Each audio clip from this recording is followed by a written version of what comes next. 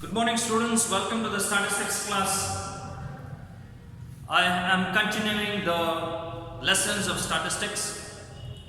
In the first week I have taught you about the statistics, the introduction of statistics or introduction of statistics to you. I have explained to you how statistics originated. I explained to you what is the definition of statistics. I have also explained to you about the characteristics, functions and the limitations of statistics. And I am expecting the assignments to be posted to me very soon regarding the scope and applications of statistics. As well as I told you about write some note on the misuse and distrust of statistics. Okay? Right. In the same chapter, students, we need to also understand some basic concepts that we will be using in statistics. This whole 2 years, we have to use some concepts, some terminologies, some notations, some terms we will be using. So these terminologies, these notations, you need to understand them. Okay, so once you understand them, then it will be easy for you to follow statistics. And as and when I keep using those words, immediately you will understand what is behind the concept. Okay, fine. The first thing that you come across is called as a unit or a statistical unit.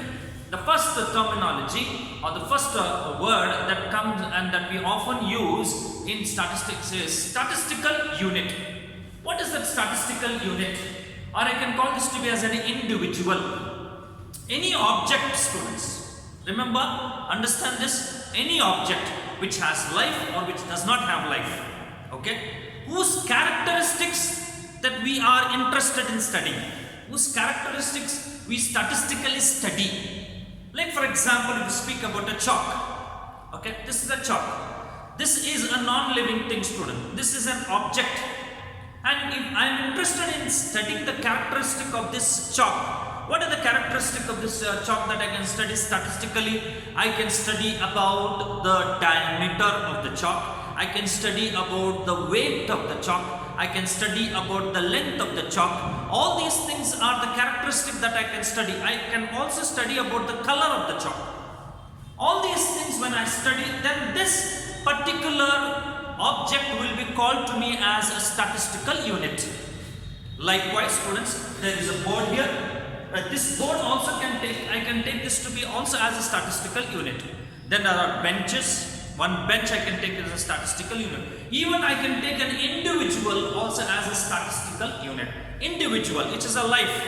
Okay. You may be interested in studying about the height of this individual. You may be interested in studying about the weight of the individual. Or you may be interested in studying about the color of the individual. So this individual is like an object to you whom you are interested in studying statistically.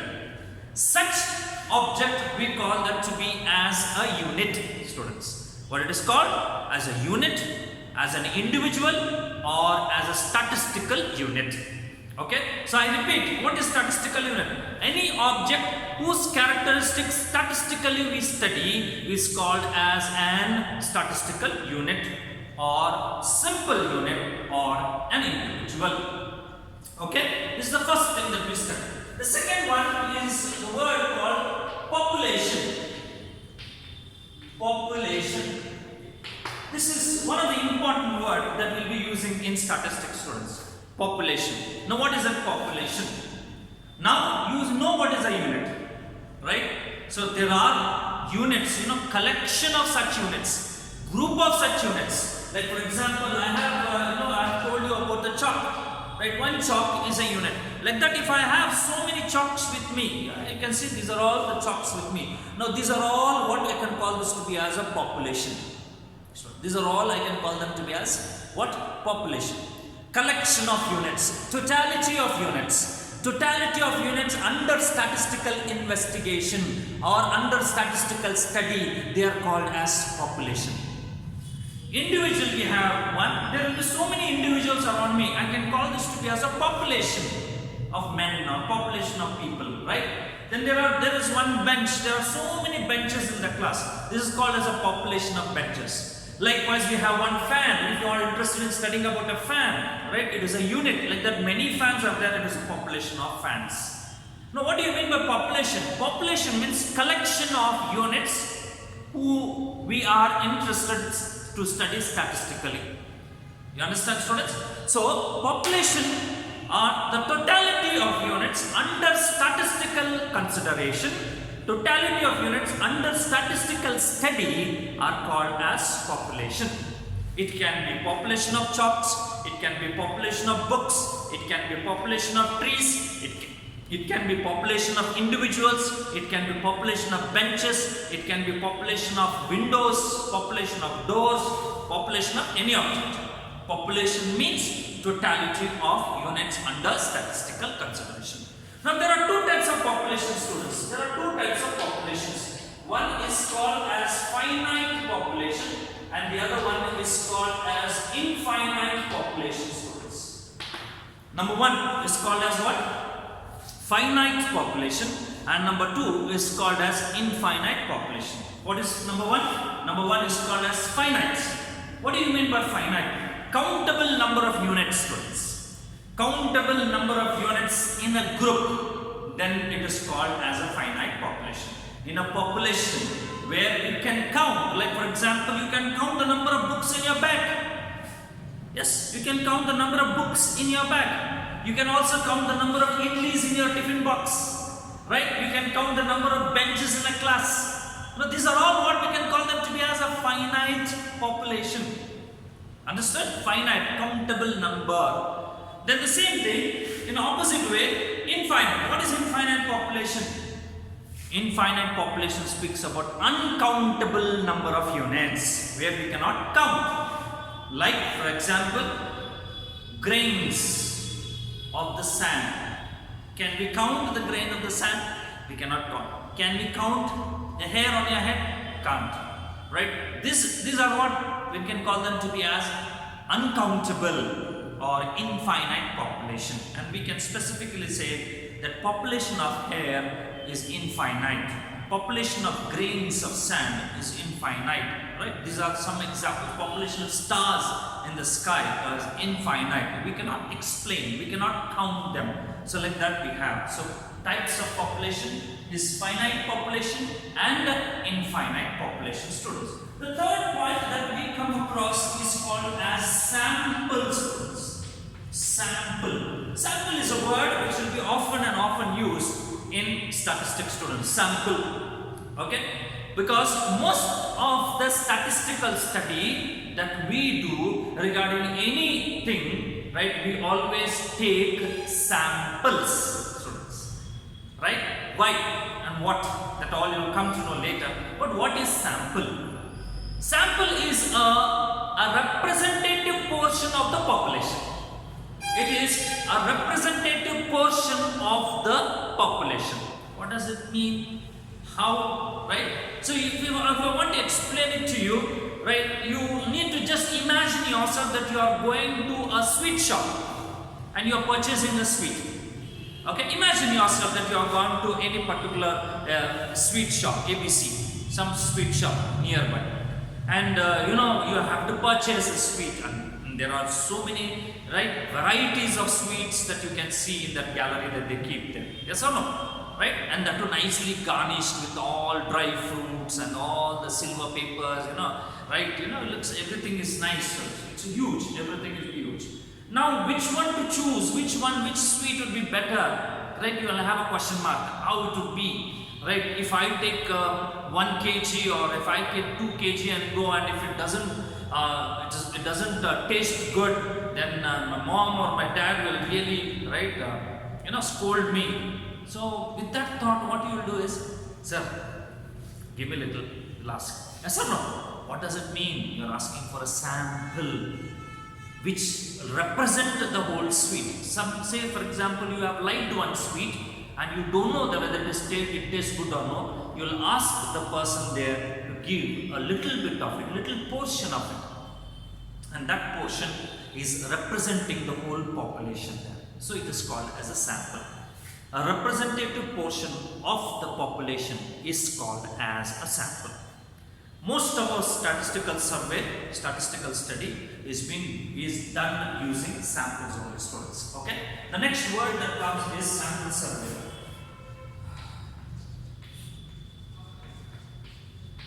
The next word that comes is sample survey. The survey or the study of characteristic based on the sample. Only just take, there is a huge population. For example, this class has, imagine 100 students we have. Now 100 students, if I just take only 20 of them and study those 20 students, then it is called as a sample survey. Instead of me studying the whole 100 students, I only take up only 20 of them. Only take 20 of them. And when I take only 20 of them and study, then it will be called to be as what? A sample survey. Understand? Right. Now, these are the things that we came across once. Now, another concept, right, is called as quantitative characteristic. Quantitative characteristic. Now, when I said in the beginning to you, right, if you take any individual or any object whose characteristics you are interested in studying, and such an object is called as a unit. And when you are studying about that particular object, right, I said characteristic, that characteristic can be of two types, students. Those characteristics about any unit or any object can be of two types, students. What are those two types? One is of quantitative characteristic. The other one is called as qualitative characteristic, students. One is, right, quantitative characteristic. The other one is called as qualitative characteristic. Two types of characteristic. In any object, whether it is an object which has life or object which does not have life, will have always two characteristics. One is a qualitative characteristic and one is a quantitative characteristic. If, say for example, me, an individual, a person who has life, right? I have two types of characteristic: quantitative characteristic and qualitative characteristic. Quantitative characteristics are what? Quantitative characteristics. Those characteristics which can be measured. Quantitative characteristics which can be measured are called as quantitative characteristics. That's characteristics which can be numerically measured. I should say this word, numerically measured.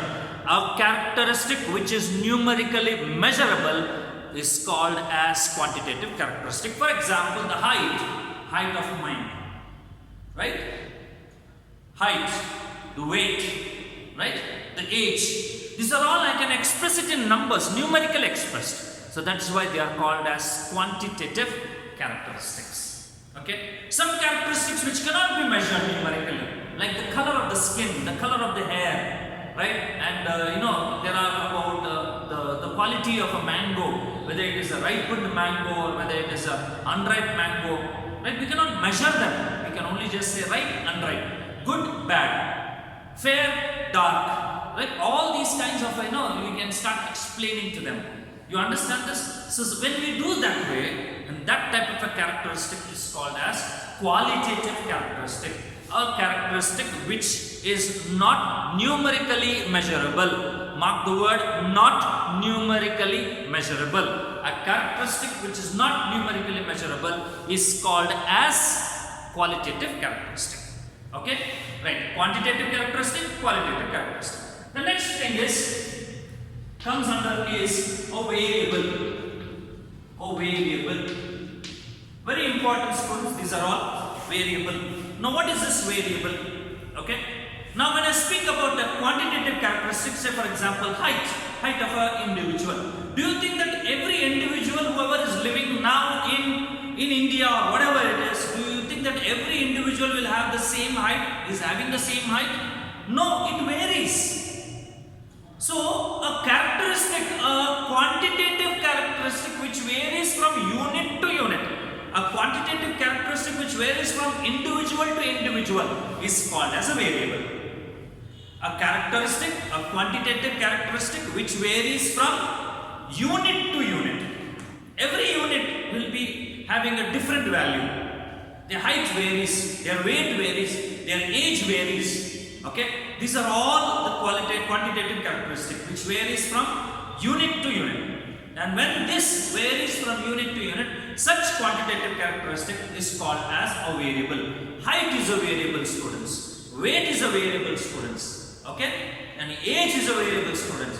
Then we speak about number of children in a family, right? Every family, whoever is living in Hubli will have the same number of children? No, it varies. Some have no children, some will be having only one child, some will be having two children, some will be having three, some will be having four, some will be having many. Like this, it varies. Is it right? So number of children per family also vary. So number of children also is a variable. Right? So if you speak about telephone calls, do you think everybody has a mobile? Okay, everybody is having a mobile. Do you think every day equal number of calls will be getting from to each and every person? No. Right? According to their importance, according to their work, it varies. So I may get some 10 calls, my friend may get 15 calls, my another friend may get 20 calls, my another friend may not get any calls today. So it varies. Number of telephone calls also vary. That is also variable. Okay. So a quantitative characteristic which varies from unit to unit is called as a variable.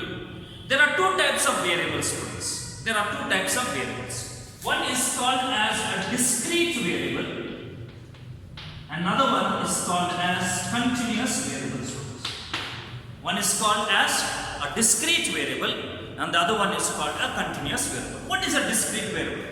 Some variables by nature, I have to explain this to you. In my own explanation, I am just giving it to you to better understand. Some variables by nature, they will not take a decimal values at all, students. They will not be represented in fractions or in decimals. How much ever you try to put it, the answers will be either in integer form only, all the time in integer form only you will be getting. Like for example, number of children per family. If I ask you how many children are there in your family, what can be the answer? The answer will be no children. The answer may be 2 children, sir. The answer may be 3 children, sir. The answer may be 10 children, sir. The answer may be 16 children, sir. Whole number, integer.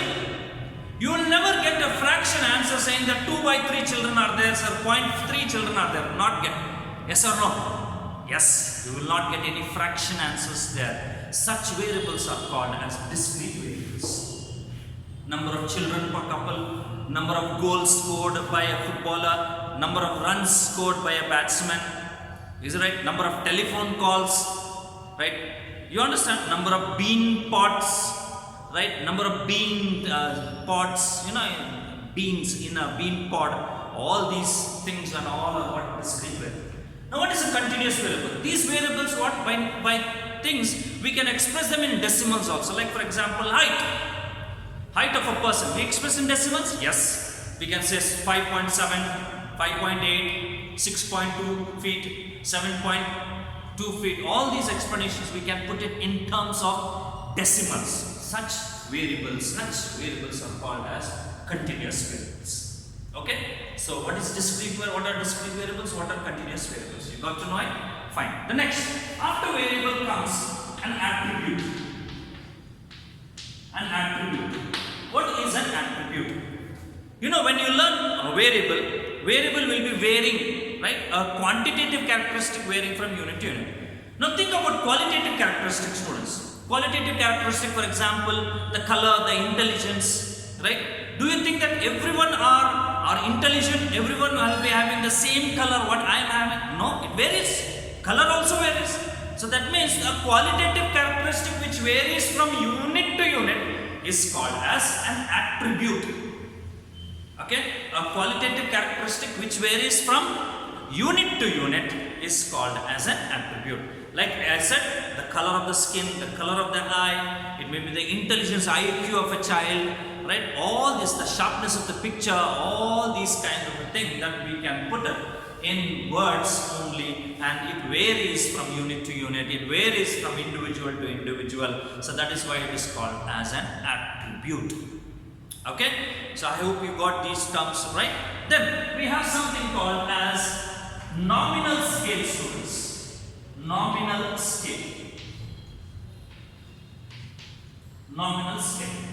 Students, these are all some things which will help us in our field of survey. Nominal scale. So for example, how it is. This is a scale used only just for identifying the data. This is the, we can call this to be as an identifiers, or these are called as the symbols that we'll be using only just to identify a particular type of a data. Like for example, students, we go and collect the data from different areas. We go collect the data from our area, from our locality, for example, from Keshwapur locality, from Gopankoppa, from Gokul Road, from Gadag Road side, or from Old Hubli area. Right? When we have these types of data, now to retrieve the data, to use the data, once again we cannot put together all and start searching them. So for that sake, what we need to do is we need to segregate them. Okay, the data from Old Hubli, I will name it as number 1. The data from Gokul Road, I will name it as number 2. The data from Keshapur area, number 3. The data from the Vidyanagar side, number 4, like that. I give them some numbers. That this number of this arrangement, right, without any merit, there is no merit in this. I only just took the data, numbered it. There is no merit, there is no order, there is nothing arrangement like ascending or descending. I only just allotted some numbers only to identify them. When I allot that numbers, that type of arrangement, that scale is called as nominal scale. Is called as nominal scale. Is that clear? Okay, right. Very simple examples of roll numbers of your class. Is that roll numbers are based on your merit? No, right? It's just randomly we just give that number. Even the jersey number of a cricketers. If you just say number 18, whom you remember, cricket number 18, you remember Virat Kohli. Do you think that Virat Kohli 18 on what basis?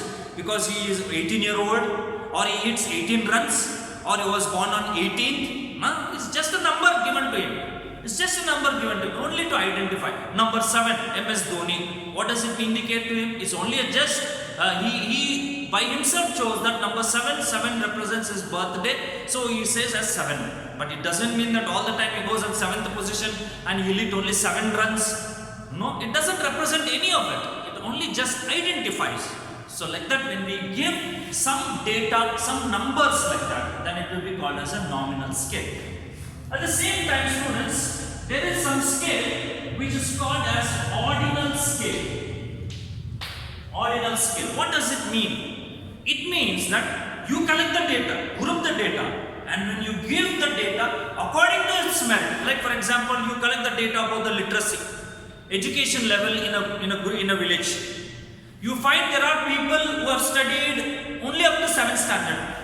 You find people who have completed 10th standard. No further education. Okay? Then you have seen people who have done their PUC also. You have group of people who have done their PUC. There are group of people who have done their degree. There are group of people who have done their masters also. So there are different classes of people. Now, according to their merit, if you start giving the numbers, like for example, only up to 7th standard number 0, up to 10th standard number 1, up to PUC 2 number 2, up to degree number 3, right? Like that, when you give the numbers according to their merit, then it will be called as, arrangement of data will be called as the ordinal scale. You understand, students? So these are some of the terms and terminologies that we'll be using in our statistics. Number 1 is statistical unit. Number 2 is population, finite population, infinite population. Number 3 is called sample.